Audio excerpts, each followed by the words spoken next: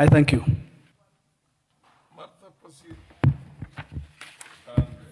Thank you. Second, yeah. Thank you very much, Mr. Speaker.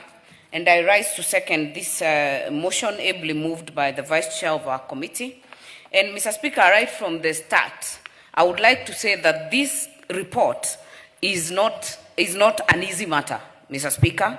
We have gone to the ground for the last 6 months. We have gone and conducted hearings. 94 pages have actually been presented to this House, Mr. Speaker. And let me also make it clear that it is not anti-cooperation. This report is pro-accountability, Mr. Speaker. We are not saying that the cooperation should be ended, but we are saying it must be accountable to the people of Kenya.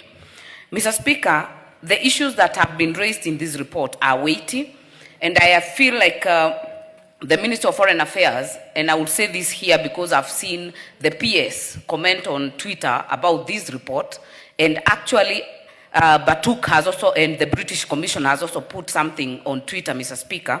It is very unfortunate and contemptuous to this House to actually comment on a report when we have not even moved it on the floor, Mr. Speaker.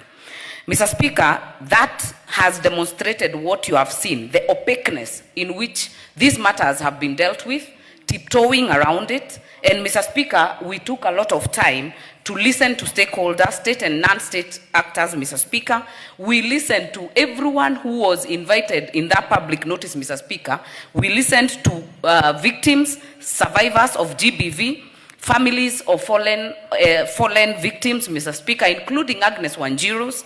Mr. Speaker, we listened to ex-Mau Mau veterans, we listened to ODPP, we listened to the DCI, we listened to the National Police Service, we listened to FIDA, we listened to the Human Commission on Human Rights, National Commission on Human Rights, and many others, Mr. Speaker. Mr. Speaker, the issues that are raised here are weighty, and we have seen a lot of bias in terms of how they have been addressed. One, Mr. Speaker, Batuk has been clearly avoiding engaging with the committee. And Mr. Speaker, Article 1, read together with Article 125 of the Constitution, gives this House the powers to summon anyone of importance, Mr. Speaker. So to see them respond in the media that they were not given that chance is not only true, it is a misrepresentation of facts, Mr. Speaker. Mr. Speaker, some of these issues are touching on lives of Kenyans. I will pick just the death of Agnes Wanjiru, Mr. Speaker. Mr. Speaker, the DCA, or what we call the Defense Cooperation Act, exempts even issues of murder from being dealt in this country, Mr. Speaker.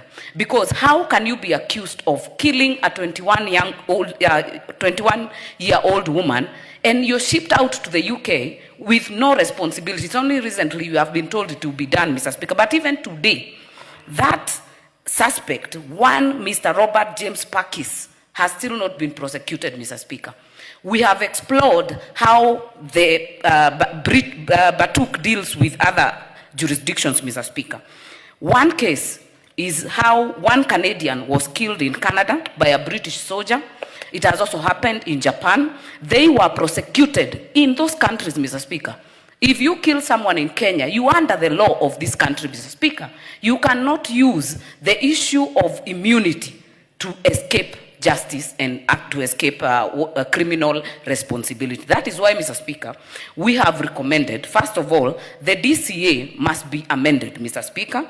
The issues that have been exempted, Article one paragraph that we said in the reservations as we considered in the committee, Mr. Speaker, we said that the agreement must include murder as one of the offenses which are under the jurisdiction of the host nation. Mr. Speaker, that is not optional. And the fact that we continue to operate like like this House spoke in vanity and in futility, Mr. Speaker, it is actually stepping on the sovereignty of our country and of our people, Mr. Speaker. I know there have been arguments, and we listened even on the ground, and some leaders were able to join us in Laikipia and Samburu, that actually say that they are doing so much in the community. We do not disagree, Mr. Speaker. But this tokenism cannot be able to cover responsibility, transparency, and accountability of the actions of the Batuk soldiers.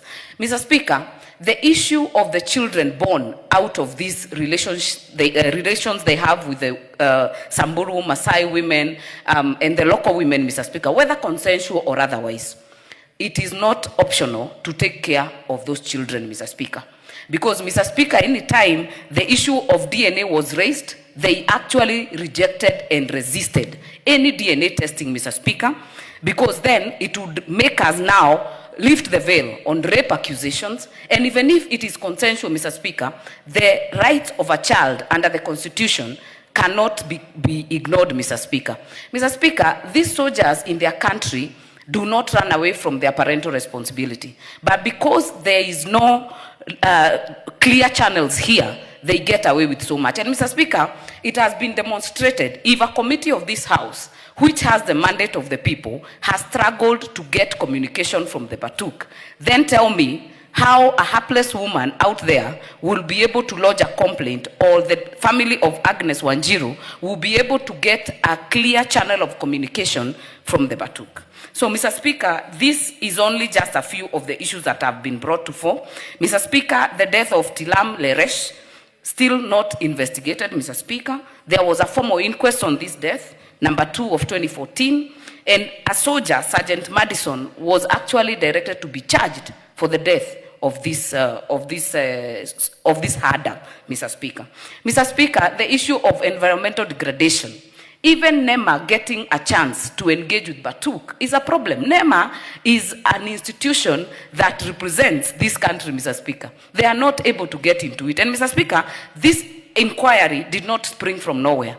It sprang out from the TJRC report that actually enumerated sexual offenses that have been committed, enumerated the environmental degradation, and more importantly, when we were discussing the DCA, Mr. Speaker, the county government of Laikipia made a submission, and they spoke to the same issues, Mr. Speaker, and that is why we felt we will not just sweep it under the carpet. We will go to the ground and be able to listen, Mr. Speaker, because even the ordinance disposal, Mr. Speaker, it is not being guided by the law. There are water bodies near the area where the Batuk operate, Mr. Speaker, and they have the people there, the community there, Mr. Speaker, have actually complained of many increased respiratory diseases. Women there have complained of miscarriages, Mr. Speaker, because of the water they are drinking, the disposal, waste disposal in the rivers, Mr. Speaker, and that is an issue that must be considered, and we must be able to get to the end of it. Mr. Speaker, these ethical breaches, these human rights violations, this environmental degradation, these labor concerns, because, Mr. Speaker, we have workers there, even if they say they have employed locals, which is not a favor, Mr. Speaker, who have been acting there as casuals for 17 years. And if you raise questions, you are fired, Mr. Speaker. So these are some of the issues that we have been able to unearth using this inquiry, Mr. Speaker.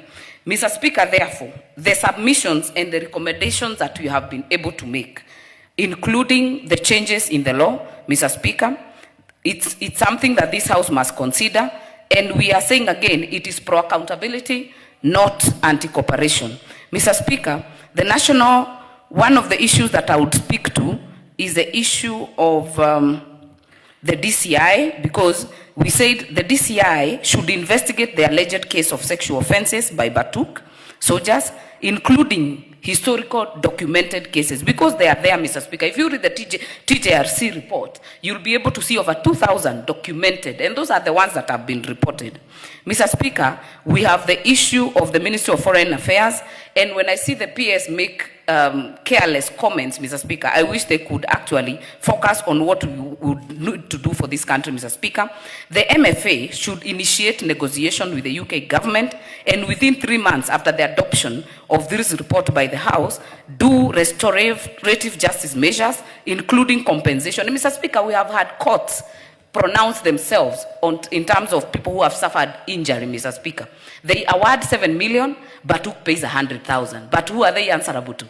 They have actually acted like they are above the law. And Mr. Speaker, it is time this House puts its foot down, because we have sovereign power donated to us by the people to actually protect our people. And that is where we should focus, Mr. Speaker, as we review this operation, Mr. Speaker.